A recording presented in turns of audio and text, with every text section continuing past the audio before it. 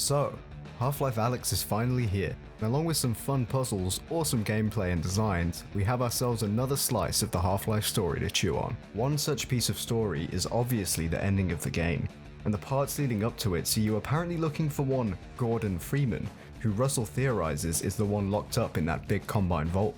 And this raises its own questions, but most of them are quickly answered when it turns out Gordon Freeman has invested in some drip, a new briefcase. Just kidding, it's G-Man. G-Man steps out and lets you know that, as expected, this game isn't an isolated adventure that takes place before the events of Half-Life 2, but rather a timey-wimey Heinz tin spaghetti game of Sudoku, one that actually continues the story. Sort of. He shows you the future, and, spoiler alert for an old-ass game, reveals to Alyx that her father will die, but that thanks to her actions in the game, he can be saved.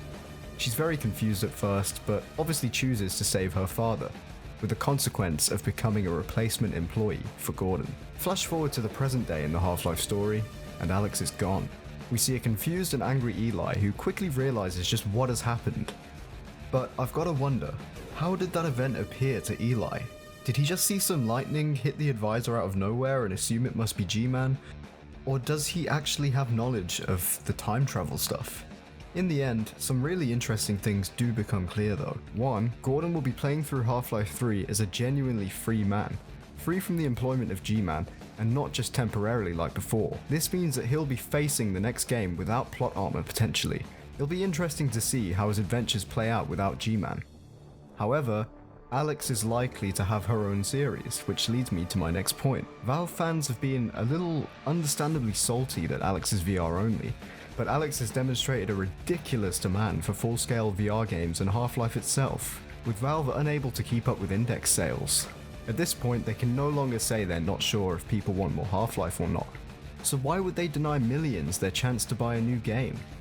They would sell enough copies to make Half-Life 2 sales look like a joke. This, along with Alyx and Gordon possibly being separated into two series, really suggests to me that Alyx will always be VR and Gordon will always be FPS. Think about it even at a gameplay level.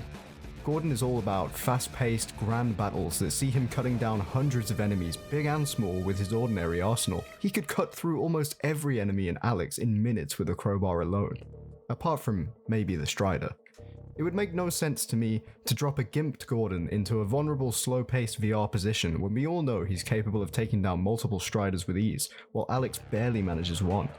What's most interesting to me is what this suggests for the future, and although we don't have the information right now, there is a lot there to suggest the direction the series could be going in. I wonder if Alyx will ever be made to work against Gordon at any point. Will Alyx be going to the Arctic with Gordon? I mean, there's just a lot there to think about. And for anything regarding future happenings in the series, your best bet is to check out Tyler McVicker at Valve News Network. So thanks for watching. It's been a while, but I'm back. I'm gonna start uploading again. I'm gonna hit the upload button. I'm gonna hit my dad really hard. If you enjoyed this and you're new, don't forget to check out the wealth of Half-Life content I have in my backlog on my channel, and if you enjoyed it, please hit the subscribe and the like button.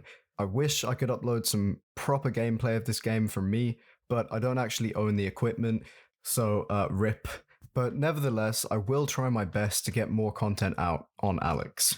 Until then, my next video will probably be focusing on Cry of Fear, so make sure you're ready for that. Jesus Christ, did you hear that kid in the background?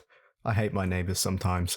Anyway, I also stream on Twitch, so if you want to check that out, the link will be in the description below. I'm trying to build an audience on Twitch so I don't have to annoy YouTube viewers with stream notifications. God, this has been a really long outro, so I'll see you next time.